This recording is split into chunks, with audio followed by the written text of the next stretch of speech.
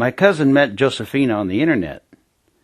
Yes, I know. People make a lot of mistakes on the internet, and trying to find a boyfriend or girlfriend is one of the worst of them. I have another cousin who met a woman in Peru, South America, on the web. I mean, he didn't meet her in person yet. I'm not so sure that's a good situation for him. But a lot of people have met each other through the mail, snail mail, and have had successful relationships that way. I'm sure you're aware of that. For instance, there was an American soldier fighting in Europe during World War II who had a sergeant who received a letter.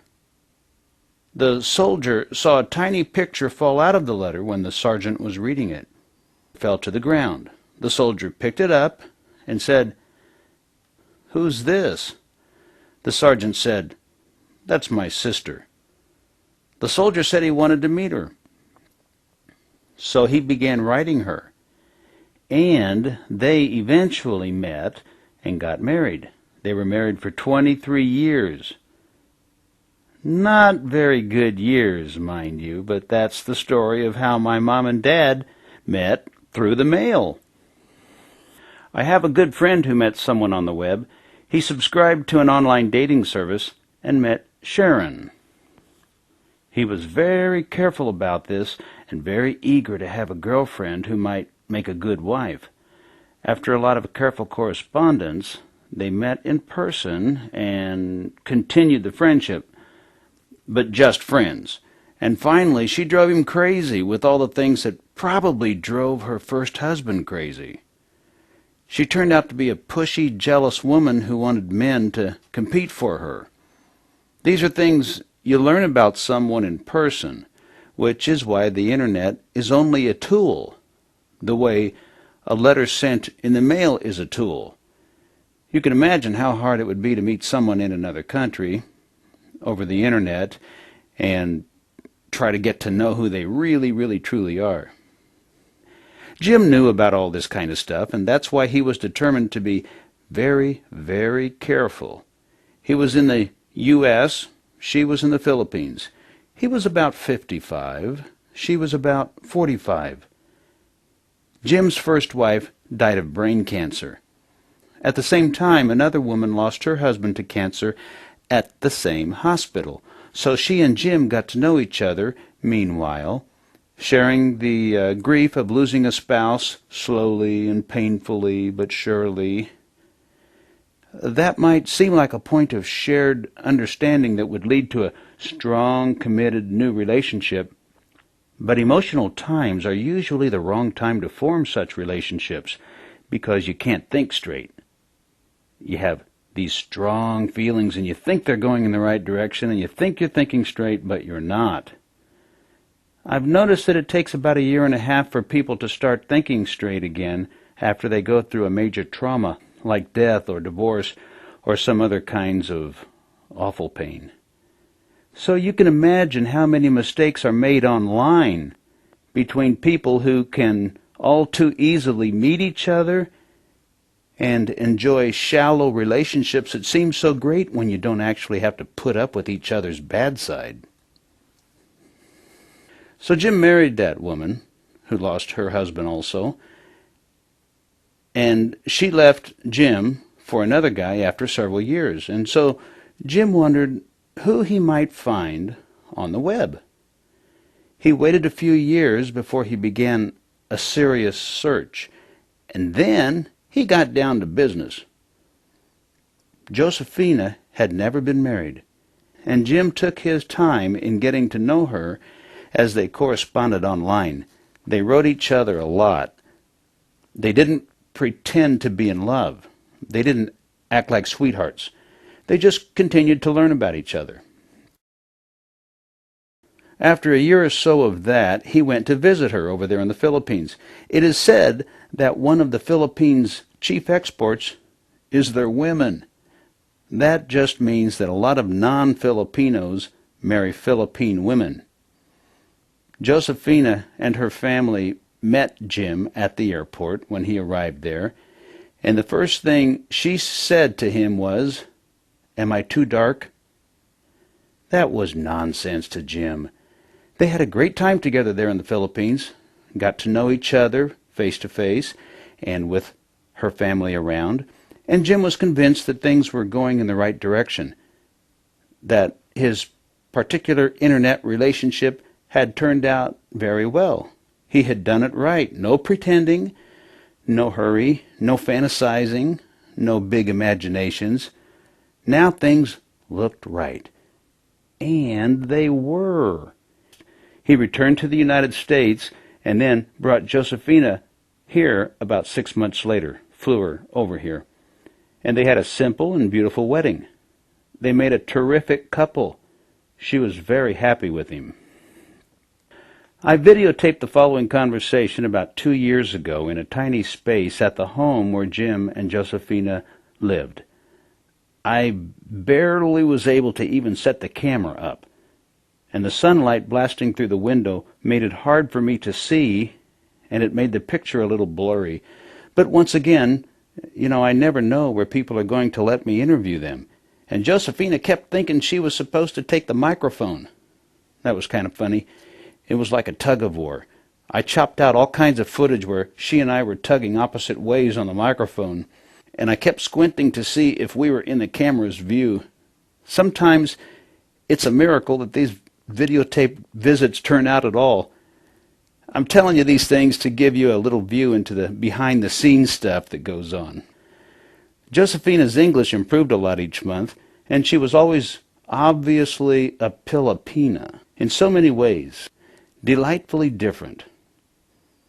Because some of you will wonder, I want to assure you that if you had been sitting with me, you would have seen that her skin was far darker than the camera shows.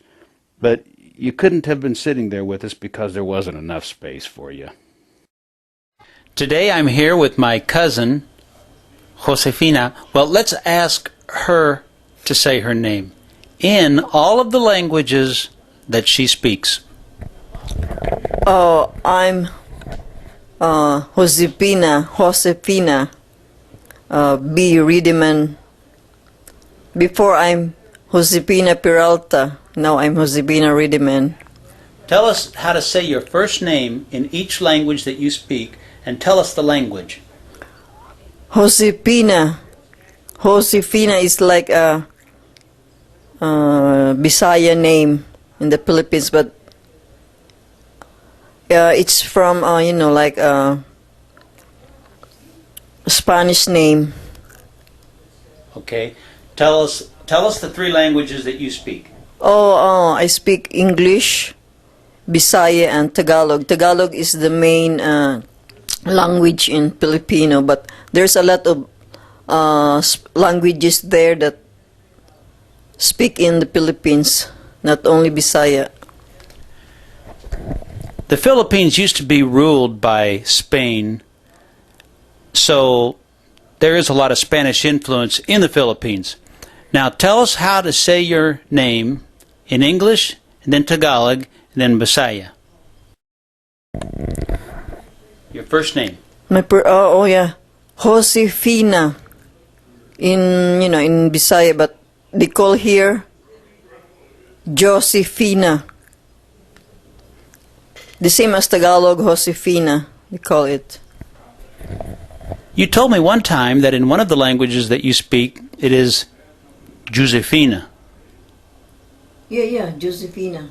You said Josefina, Yeah. or Josefina. So it is Josefina. Yeah. And then another one, Josefina. Josefina. Like Jose. Josefina, do us a favor and count to 10 in Tagalog. Isa, dalawa, tatlo, apat, lima, anim, pito, walo, siyam, sampo. That's Tagalog. But in Bisaya, we call it uno, dos, tres, cuatro, cinco, seis, siete, ocho, nueve, 10. You can also say in Bisaya like isa, duha, tulo, upat, lima, unom, pito, walo, siyam, napulo. So that one doesn't sound anything like Spanish. But the other way she was counting sounds a whole lot like Spanish. So we can see the influence of Spain, well, in a lot of places anyway, in the Philippines. Is there any place that you know of in the region where you live where people still speak Spanish? Yeah, it's in Mindanao, like some parts of Mindanao, like Zamboanga City. They speak Spanish there. Very fluent Spanish. And do they speak other languages? Yeah, they can speak Tagalog, they can speak English, they can speak Spanish too. Yeah. Do most people in the country where you came from, the Philippines, do most people speak more than one language? Yes, because English taught there in the Philippines, you know, when you are kindergarten, elementary, high school, English they taught Tagalog. But Bisaya you can speak at home. But in the school you can speak English and Tagalog.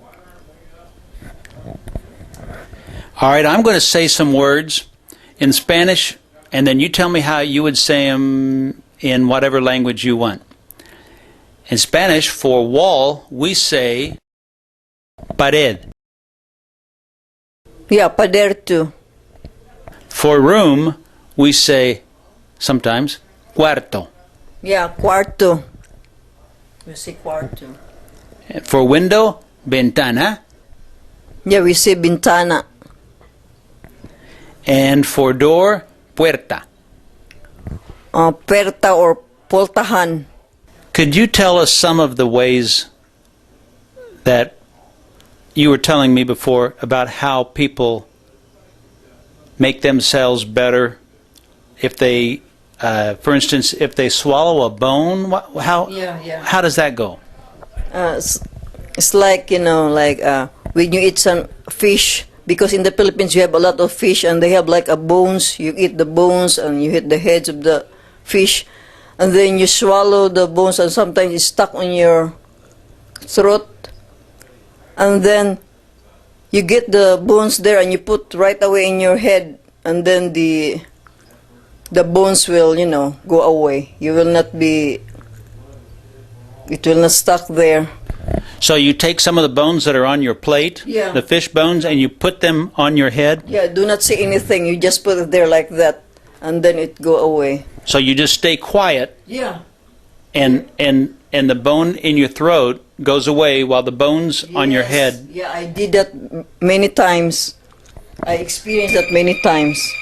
I did that. Yeah, and it go away. What about a stiff neck? Somebody gets a stiff neck. Yeah, if if you have a stiff neck and then, you know, like early in the morning, your first saliva you push like that, and then Your saliva? your saliva, and you rub it here where your stiff neck is, and it will go away.